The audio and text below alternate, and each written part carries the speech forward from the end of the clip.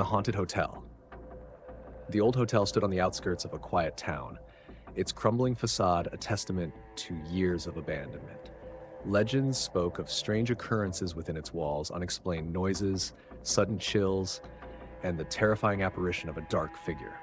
Intrigued by the tales, Sarah, a travel blogger, decided to spend the night there to document her experience. As she entered the lobby, the air grew heavy. The once grand chandelier hung precariously, its crystals dull and covered in cobwebs. The front desk was coated in dust, and the silence was deafening. Sarah checked her camera and flashlight, her resolve wavering, but her curiosity pulling her deeper into the hotel. She chose room 313, said to be the most haunted. The narrow hallways seemed to stretch endlessly, the faded wallpaper peeling like decaying skin.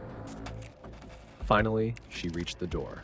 As she turned the rusted handle, it creaked open, revealing a room frozen in time. The bed was neatly made, but the mirror above the dresser was cracked, and the air smelled faintly of mildew and something metallic. Sarah set up her camera and began recording, narrating the eerie atmosphere.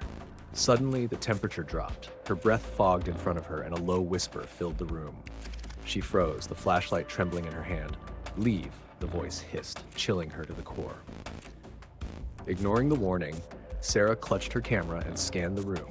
Her eyes landed on a painting of a nun on the wall.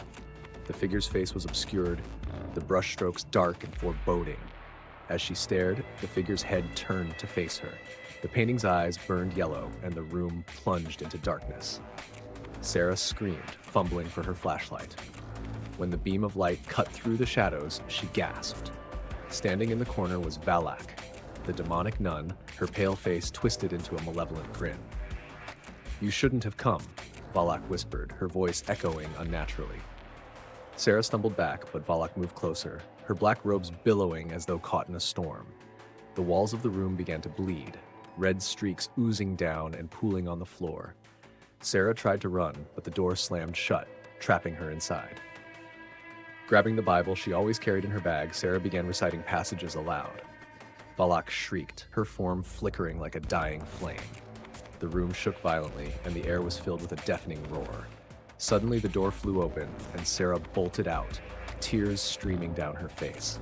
She ran down the hallway, Valak's laughter echoing behind her. When she reached the lobby, the chandelier crashed to the ground, narrowly missing her. She didn't stop until she was outside, the cold night air biting her skin. Driving away, Sarah swore she would never return. But as she reviewed her footage later, her blood ran cold. In the final frame, Valak's face appeared behind her, grinning with sinister delight. The haunted hotel remained, its dark secrets waiting for the next unfortunate soul to enter its cursed halls.